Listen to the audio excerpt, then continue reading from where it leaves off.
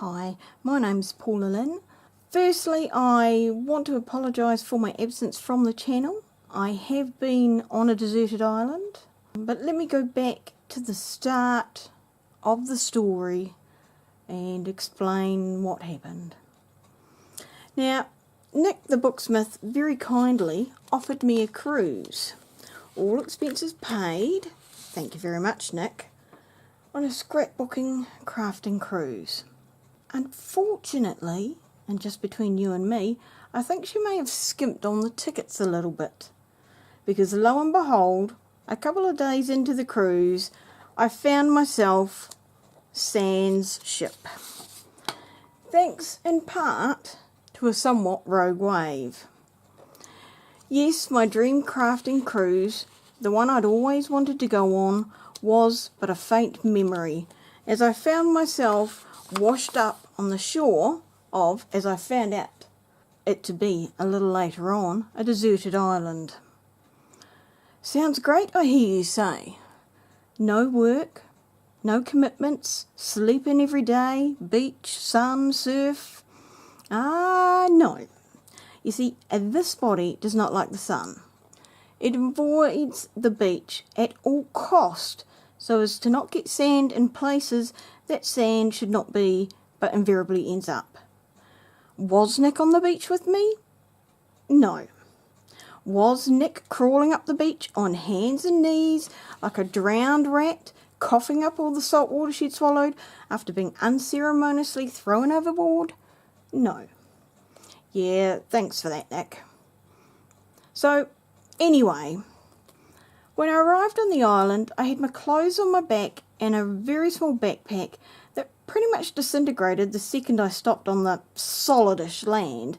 And other than the contents of the said backpack, nothing but my wit, charm, intellect and sense of humour, though that may have arrived a little bit later. Long story short, I survived on the deserted island and obviously lived to tell about it, because here I am. After 2 months on this island, somewhere in the Pacific, I was finally rescued by some rather dashing men in uniform.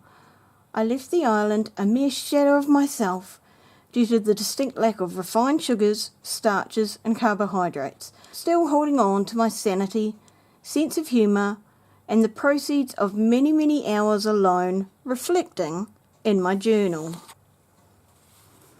So this is what I created.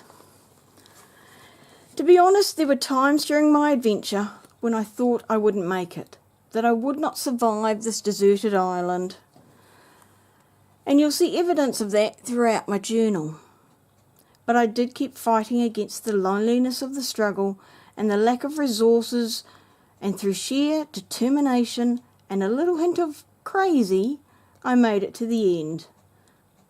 I wanted this to be a true documentation of all the trials and tribulations I've been through in response to Nick's generosity. So rather than just being a whole lot of pretty but empty pages, my journal has been filled with the tales of my adventures, capturing the struggles and the achievements, as well as 1 or 2 rants from the mind of a mad woman caught up in a couple of cyclones during the middle of rainy season, all alone on a deserted island. For the record, it was not all sunshine and margaritas on this deserted island. The struggles were real. I did manage to also write a little ditty about the whole challenge of it all, and I'll read that when I get to where I wrote it in my journal. So here we are. Now, just in case my journal was found without me, I made sure that you could see who it belonged to and where I was from. So, property of Paula Lynn, Auckland, New Zealand.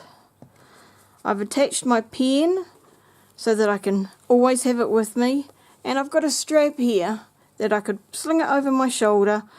Wherever I went on the island, my journal came with me, so I could document, and just in case I happened to be rescued, my most prized possession would be with me. From the thread that I had, I plaited a number of strings, because the thin string that there was just wasn't enough on its own to keep the journal closed. And then I added an extra one and attached it to my pen, so that would always be with me as well. So I'll just slip that out. So this was made of calico, and it's a wraparound, and everything was hand stitched. I didn't actually end up using any glue in it at all. So there's pockets on the front, there's also pockets on the back, and then when you open it up there's also pockets inside. I made it with 4 signatures of 10 pages each, and as you can see, as I went through, I journaled what was going on in my life. I noted about the weather, talked about what I was doing and who I was missing in my family.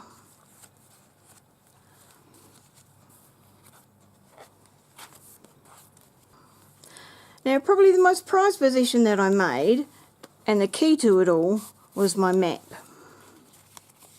Unfortunately, it's ended up a little worse the wear, because I had it with me all the time and I was always folding and unfolding it. It actually started to tear on these fold lines, so I had to do some repairs. And as I found out after dropping my map in the river, unfortunately my pen really wasn't that waterproof.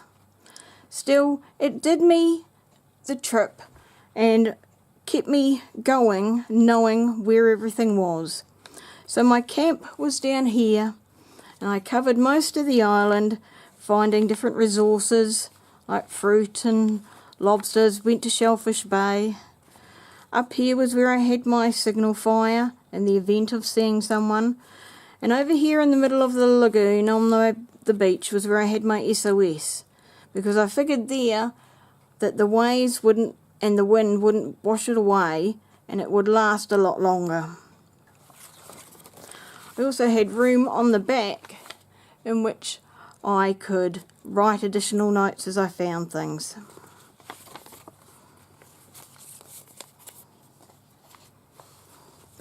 I included in here some contact details, so if this was found, how you could get hold of my family.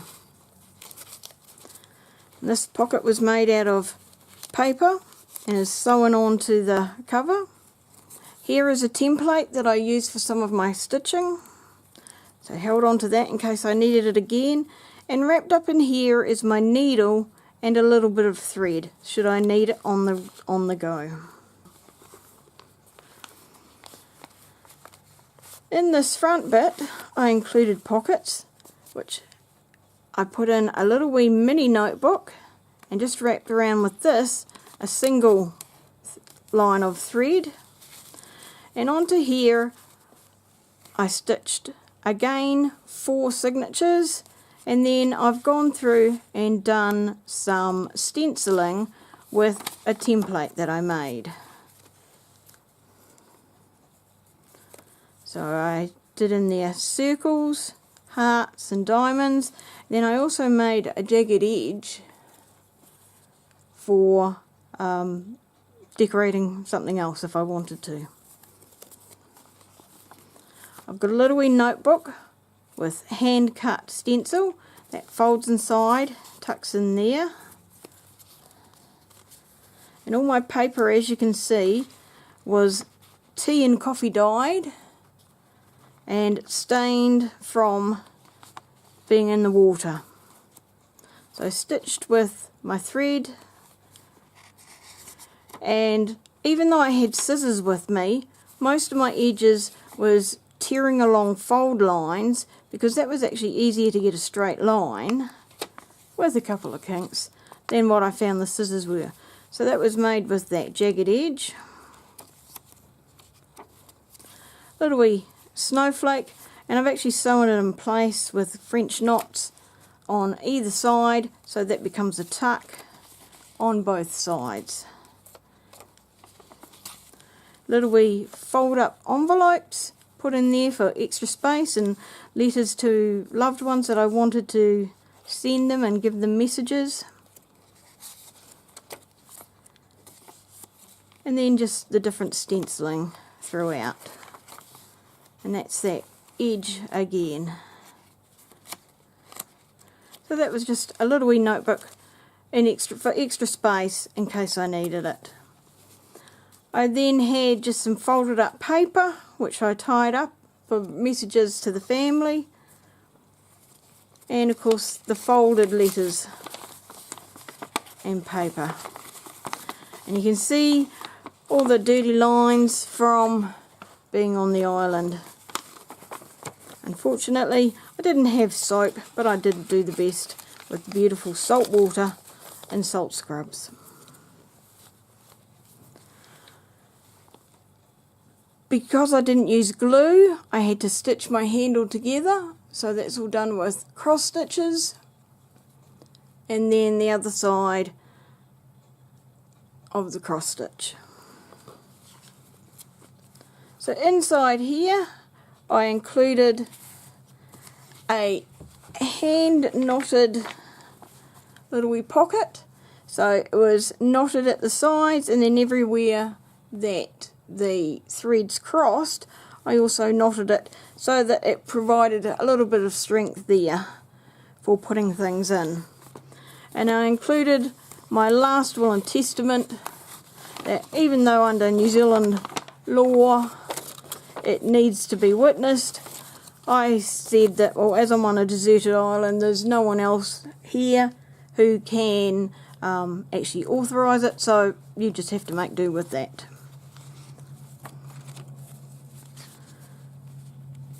So all the different explanations, including when it was New Year's Eve and going into the new year for 2019, because the cruise started on the 17th of November 2018. Now I also kept little wee records of the weather and other observations, little wee nerd bits of what I did, how I felt, what I thought of the weather. I illustrated them so that I had something interesting to look at. Went through every day right through December 23rd, and then started on to a second one going through, and talked about a couple of cyclones that I had to survive and what that meant for the things that I had to do. And then it stops all of a sudden, because that was where I had got to, because I was actually rescued. That was the day that I saw someone flying overhead, managed to get their attention through my signal fire, and shortly after that was rescued by some rather handsome men in uniform. I did have a couple of spare tag booklets as well, so that if I was there any longer I had plenty of room for writing down the weather. I made some belly bands here just through stitching to hold them closed, and then stitching the strips onto the fabric itself, and that backed onto the pocket so that everything was also nice and firm. So now here's a little ditty that I wrote about this journal. It's called The Keepsake. I have a little keepsake, a reminder of a time when I thought my days were over, though the venue was sublime. It really was an adventure, the truth if it be told, a time of just survival on an island far from cold. The sailing cruise it went awry, and cast adrift was I, alone upon deserted isle, just me, the sea and sky. Resources they were limited to paper, thread and glue, a needle for the thread to pass, and scissors were there too. Along with that a pen of brown, a strip of calico, an ink pad and foam applicator would round up for the show. I didn't use the glue at all. It had turned to mush and muck. After swimming in the ocean, I could not believe my luck. I was like Tom Hanks in Castaway. All I needed was my Wilson. Though I hoped my rescue would be sooner, I thought the weight loss would be awesome. I kept a journal of my time, recording night and day, achievements, weather and events that happened through my stay.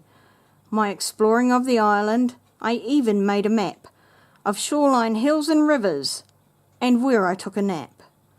The river where I fished and bathed, the rocks I skinned my knees, the cliff tops I climbed up to look out over the sea. I drew pictures of the flora and fruit in all the trees. The fish would not sit still enough, the birds flew on the breeze. Upon the beach I set a fire and made an SOS, laid out amongst the sand and rocks. It could have been a mess. At last a rescuer I spied flying overhead. I lit a fire, sent up the smoke, and watched him full of dread. At last he finally spotted me, jumping up and down. He tipped his wings and circled once. I knew that I'd been found. I had to wait a few more hours for my rescuers to arrive. The Navy and the Air Force, all surprised I could survive. I left with just my keepsake and the clothes upon my back. At least I have my journal and the story keeping track.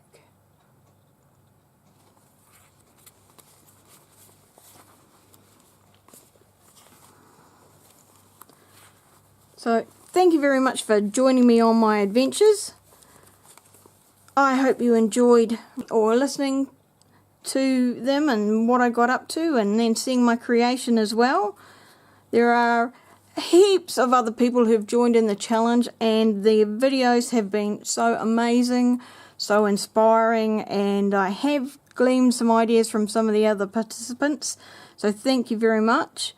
Thank you to Nick for the inspiration for the challenge.